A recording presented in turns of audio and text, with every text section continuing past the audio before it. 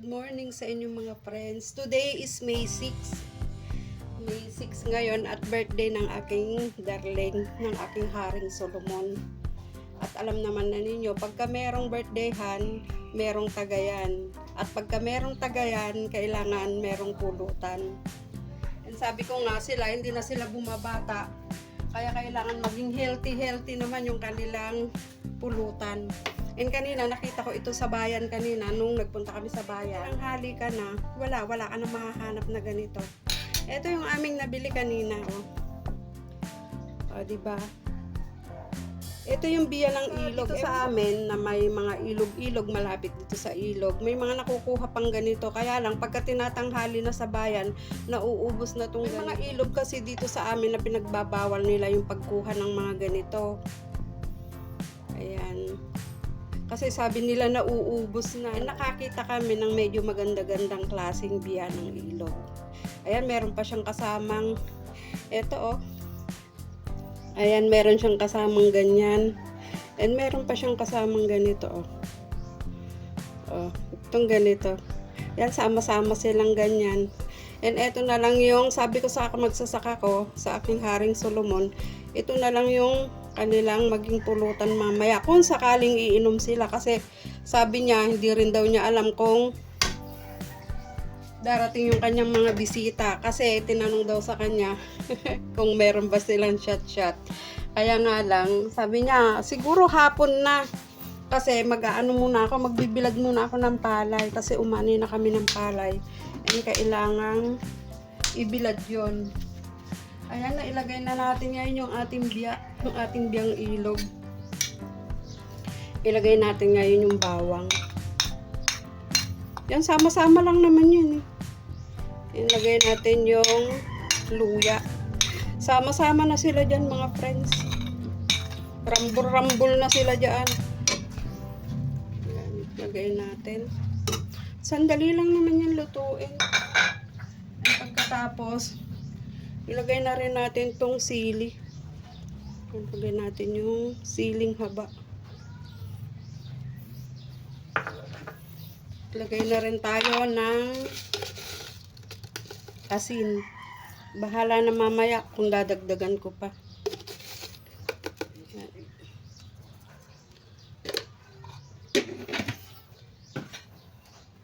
Walang kuryente ngayon dito sa amin maghapon. Kaya kahirap ng tubig, mag-igib. Yan, lagyan din natin ng aji. And then pagkatapos, lagyan na natin ng suka. Rongkilyo suka. Ito kasing rongkilyo suka na to na lagi kong binibili. Ayan, product ito ng aking friend. Tinda nila ito. Yan, lagyan natin.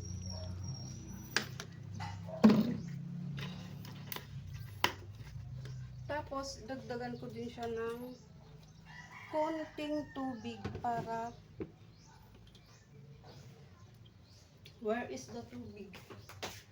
Yan, lagyan din natin ng tubig para hindi siya ganun kaasim. Kalahating cup na tubig. Yan. And pakukuluan lang natin ito hanggang sa medyo matuyuan na. Yan, buhayin ko na yung aming stove.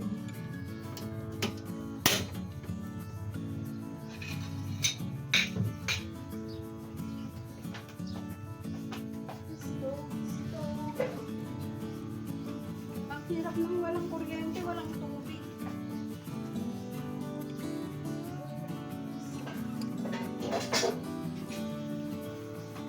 Hindi ako makasupport sa mga nag-alert natin.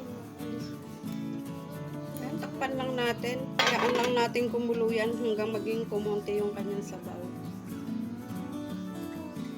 And then dito, anong oras na? Mag-aalas 12 na. Uy, pa kayo kakain mga bebe? Ano naman? Ayan dito. Nakaluto na ako ng aming ulam. Kita naman ninyo yung ulam namin. Nakaluto na kami ng pakbet. Ito yung aming ulam ngayong tanghalian. Eh kasi yung aking bunso is wala. Kaya sabi ko, mamayang hapon na tayo magluto ng handa ni Papa. And ito yung aking dalawang baby girl dito. Hi. Oh, hi! My name is Valerie. That's Oh. my sister. Oh.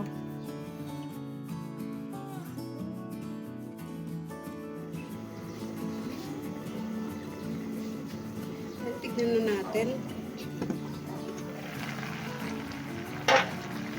O, diba? Lagyan natin ngayon ng konting sipa. Ayan, lagyan natin ng konting pangpaanghang.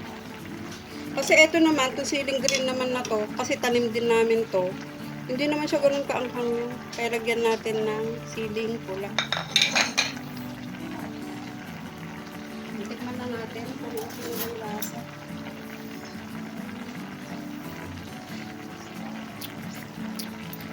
Okay na yan. O, diba? Ang sarap ng itsura. Pagkatapos lagyan natin ng para magkaroon lang siya ng mga 2 kutsara lang ng oil. Yan. Para pagka naluto, meron din siyang konting kislap-kislap ba? Huwag kayong magulo dyan. Yung aking mga kwan naman dito is, diba? Mag-aawa yung mag-aawa.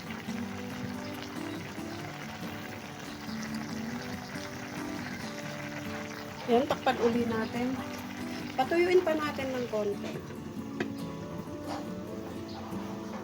Asan ba yung daddy nyo? Tsaka mami nyo?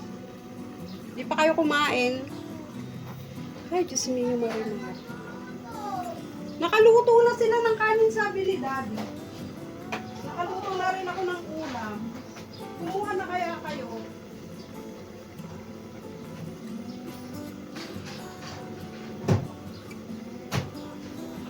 Pagka ako yung nagluluto, pagkatapos kong magluto minsan, hindi ako makakain agad. Kasi inom ako ng inom ng tubig, malamig na tubig, kasi ang init-init ng panahon.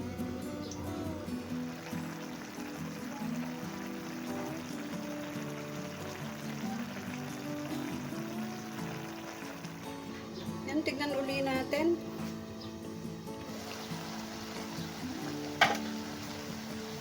Ayan, kita naman ninyo. Ayan, konti na lang yung kanyang suka. Pagka nagluluto kayo ng ganito, friends, mga friends, ayan, wag ninyong hahaluin. Kasi madudurog yung mga biya. Hayaan nyo lang yan hanggang sa kumonti na yung nilagay nating suka o yung nilagay ninyong suka. Ayan, okay na yan. O, diba? Healthy pulutan ng aking Haring Solomon. Konti lang naman siguro yung darating yung bisita kung sakali man na dumating sila. Ayan, kasya na sa kanila yan. Tipid-tipid din pag may time. Ayan, thank you so much sa pagsama ninyo sa akin, sa aking pagluluto ng aming biya dito sa aming kusina. Ayan, it's me again, Juliet JRS Ramos, Momomwa. Maraming salamat. Ingat kayo mga friends.